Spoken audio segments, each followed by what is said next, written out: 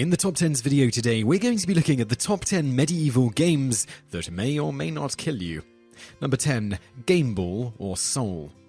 Now, if we think American football can be rough, let's look at what happens at a medieval Gameball match. There were no rules at all in regards to the numbers on a team. Violent behaviour such as pushing or trampling opponents was allowed. There were practically no other rules. Teams competed and tried to get the ball, a stuffed animal bladder, over the line to score. Goalposts were movable and sometimes could even be 2 miles apart. Matches between rival villages often lasted for several days. Some team members could be stabbed to death as knives were not banned. William Middleton, a Welsh poet of the 16th century, wrote about the numerous injuries sustained by players.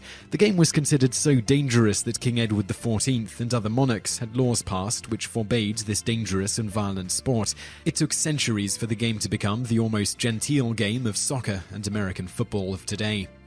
Number 9. Hunting. The nobility and aristocracy placed great value on their ability in hunting, and there was great prestige attached to killing wild boars, bears, and deers.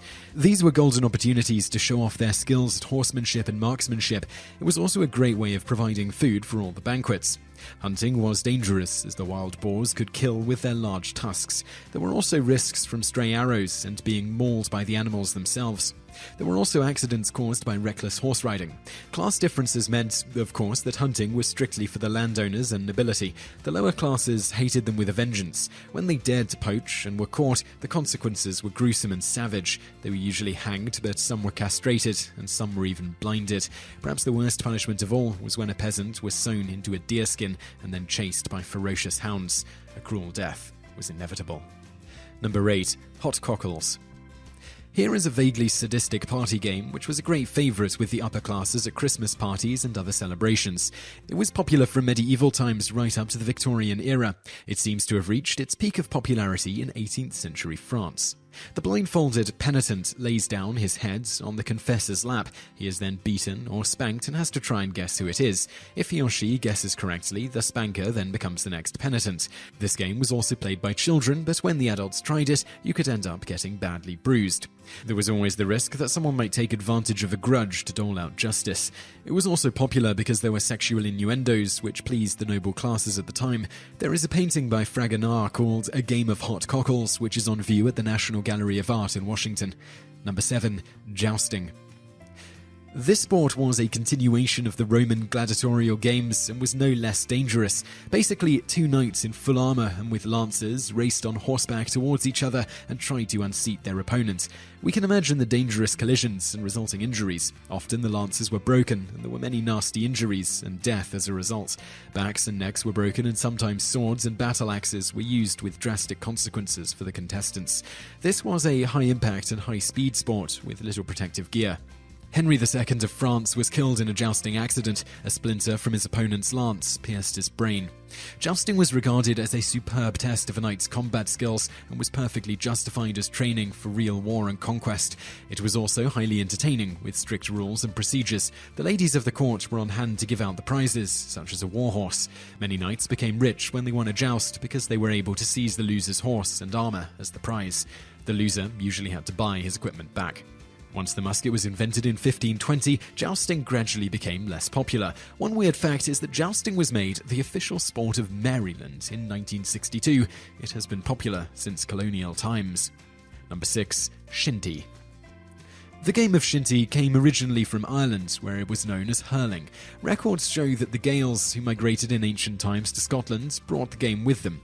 Hurling is still enormously popular in Ireland, where the hurley stick is broad and slightly curved. In medieval Scotland, Shinty matches, sometimes involving massive teams of rival villages, took place on New Year's Day. Cold weather sometimes meant that Shinty was played on the frozen lakes. Players used skates made from cattle shin bones. The Little Ice Age, circa 1350 to 1870, meant that colder winters were much more frequent than now.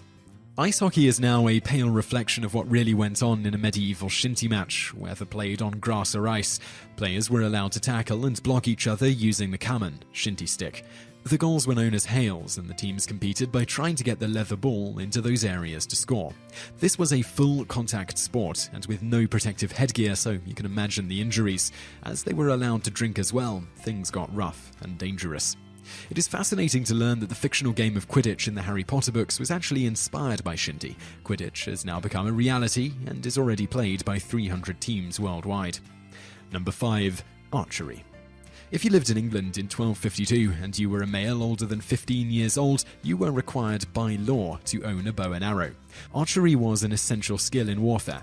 The longbow archers were highly trained and they could fire up to 12 arrows in 60 seconds, and it is said that an arrow released from a longbow could actually pierce the plate armor of the enemy at a distance of 250 yards. No great risks here when practiced as a sport, but when used in battle, the longbows were stunningly effective.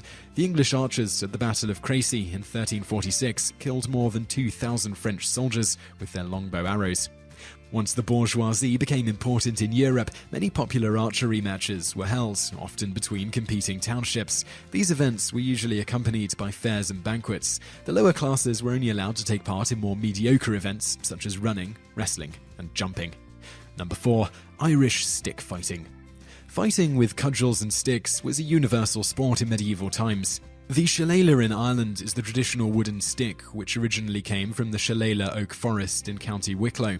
Most people associate this type of baton with a walking stick, but its original use was as a weapon. It was extremely useful in defending yourself against wild animals and robbers. The ancient Celts held games known as Fian Cluici, and stick fighting was a very popular contest.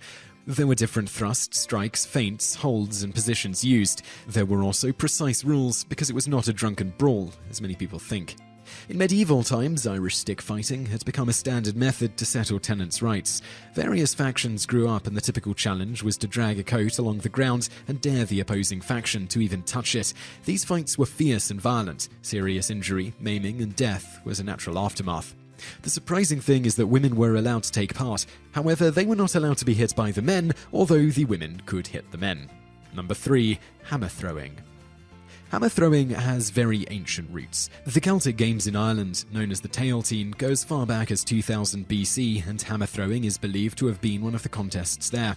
In Ireland, the first contestants used a cartwheel. Hammer throwing became very popular in Scotland when Edward I banned Scots from possessing any weapons. They turned to the hammer as an alternative. Basically, the hammer, weighing 7 kilograms for men and 4 kilograms for women in today's competitions, has to be thrown as far as possible. Contestants spin around 3 times, which allows them to gain momentum before they throw. Speed is the essence here, as indeed are strength and accuracy. In medieval times, hammer throwing often involved accidents, as stray hammers flew into the crowd, causing many deaths and terrible injuries. Nowadays, there are protective railings and fences to protect spectators. When they do medieval fair reenactments, now they recommend putting a soft covering over the hammerhead, just in case.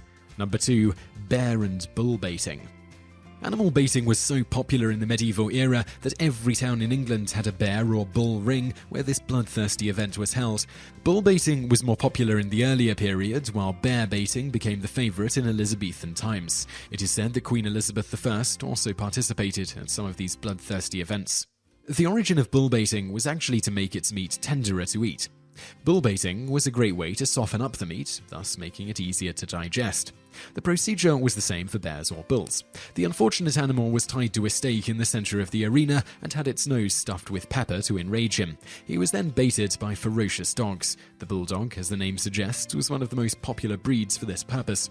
They attacked the bull and aimed for its vulnerable parts, and eventually, after about an hour, would bring it to the ground in agony. Sometimes dogs were thrown to the ground by the bull and suffered broken backs and other traumatic injuries. It was not until 1835 that the English Parliament actually passed a law forbidding bull or bear baiting.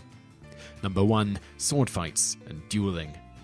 In the late medieval period, dueling was enormously popular among the noble classes. It was also practiced as vital preparation for war, where man-to-man combat was to be expected. When wars were not raging, duels were usually fought to defend a man's honor or decide who would win a woman's hand in marriage. Judicial combat was accepted as a way of settling disputes. God would side with the innocent party, it was widely believed. The winner was rarely regarded as a murderer, and his social standing usually rose to stellar levels. In medieval times, it also became a popular sport in tournaments. Sometimes these matches were fought to the point of surrender or for pleasure. The longsword was the favorite weapon, and it usually required 2 hands as it weighed about 4 pounds, but other weapons could be used, such as axes, daggers, and poleaxes. Shields were used as attack and defense weapons. There were many techniques to learn, especially the art of dodging and parrying. The Pell was the training area where knights went through intensive training because this would be a matter of life or death in real battle. The fun really started at tournaments, when the knights were divided into competing teams, and the chaotic battle was known as the melee, from the Old French meslie, meaning brawl, confused fight. These events were enormously popular. During the tournament, there was a high number of casualties, and the whole affair was not as chivalrous as you might think.